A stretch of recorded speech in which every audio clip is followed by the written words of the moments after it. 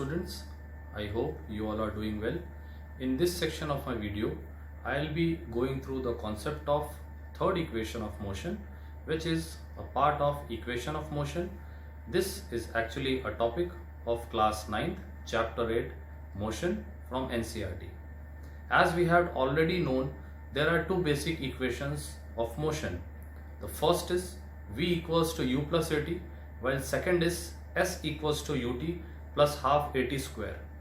The concept used in the previous equations were both different, while the concept which we are using in the derivation of this third equation of motion is quite similar to that of second equation of motion. That is, again, we are utilizing an important significance of velocity time graph. As the significance of velocity time graph is, you know that we can at any instant calculate acceleration with the help of slope of this curve. Also, you can check whether type of motion is uniform or non-uniform. But there is another important significance of velocity time graph is that the total area of this velocity time graph gives the net displacement of the body. So again, we are utilizing this important significance. Let us go through the curve which is provided. Again, observing the curve plotted between velocity on vertical axis and time on horizontal axis, representing the graph between velocity and time. AB represents the curve with values as plotted. Again, this is known as the position velocity relation. Now, going through this concept, as I have just said, that we will be utilizing the significance of velocity time graph, which says that the area covered by this graph will give the net displacement of the body. So,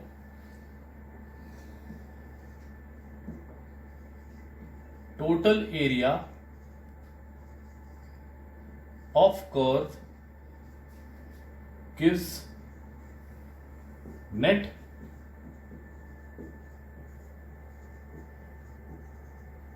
displacement of the object. Since total area is equals to area of trapezium OA, B, area of trapezium is equals to O, A, B, C. Now observe this figure so that you can go through the trapezium O, A, B, C. This is the trapezium. Applying the formula as area of trapezium 1 by 2 into sum of parallel sides multiplied by distance between them. Therefore, total area will give the net displacement. Hence, total area is equals to net displacement S 1 by 2 sum of parallel sides, that is OA plus BC, OA plus BC, OA plus BC multiplied by distance between them. Distance between them is OC into OC. Therefore, S equals to 1 by 2 distance OA. OA is equals to U and distance BC is equals to distance OE and distance OE is equals to V. Hence, you can substitute OA plus BC as V plus U multiplied by OC. OC represents time. So, I will substitute OC as T. As you can observe this figure, the value of OC I had substituted T. Now, Again, we have to do a small substitution in this equation from first equation of motion. From first equation of motion, you have v equals to u plus at, v minus u is equals to at, v minus u upon a. Taking this a downwards, we get the value of t. So substituting the value of t as v minus u upon a as calculated from first equation of motion, you can observe v equals to u plus at is the first equation of motion.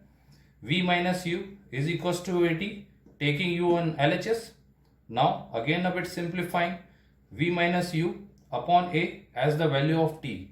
Now we'll substitute this value onto this main equation. S equals to 1 by 2 v plus u multiplied by v minus u upon a. So it comes out to be S equals to v plus u multiplied by v minus u. That is, if you take it as a plus b multiplied by a minus b, it makes it a mathematical relation a square minus b square. So you can write here v square minus u square. Again, we are using a mathematical relation a plus b multiplied by a minus b gives a square minus b square. So if v is a and u is b, you will get v square minus u square upon 2a. Taking this 2a, you have 2as is equals to v square minus u square, or you can write v square minus u square is equals to 2as. This is the required position velocity relation, or you can also say that it is actually the third equation of motion. Hence, you can observe that in this particular type, for deriving the third equation of motion, we have utilized the significance of velocity time graph and a bit change as derived from the second equation of motion. This equation v square minus u square, v square minus u square is equals to 2as. It represents the third equation of motion, where v is final velocity, u is initial velocity, a represents acceleration, and s represents net displacement. Hence, this was all about the expression and derivation of third equation of motion. I hope you have understood this topic well. Thank you. Now again a bit simplifying, v minus u upon a as the value of t. Now we'll substitute this value onto this main equation. S equals to 1 by 2 v plus u multiplied by v minus u upon a. So it comes out to be S equals to v plus u multiplied by v minus u. That is, if you take it as a plus b multiplied by a minus b, it makes it a mathematical relation a square minus b square. So you can write here v square minus u square. Again, we are using a mathematical relation a plus b multiplied by a minus b gives a square minus b square. So if v is a and u is b, you will get v square minus u square upon 2a. Taking this 2a, you have 2as is equals to v square minus u square, or you can write v square minus u square is equals to 2as. This is the required position velocity relation, or you can also say that it is actually the third equation